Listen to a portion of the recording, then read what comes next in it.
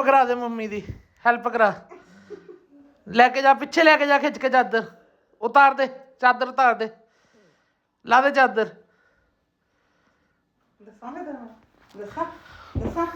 दसा मेरा काम तुम दोनों ने रोक देंगे सर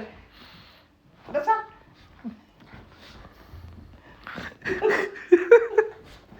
कह नहीं लानी चादर का मैं बहना हजे ये चादर बैठ गई ना मोटी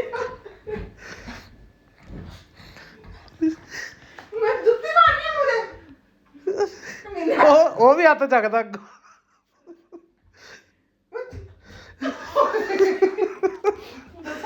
दसा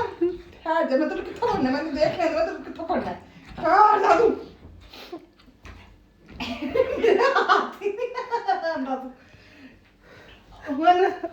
पढ़िया गया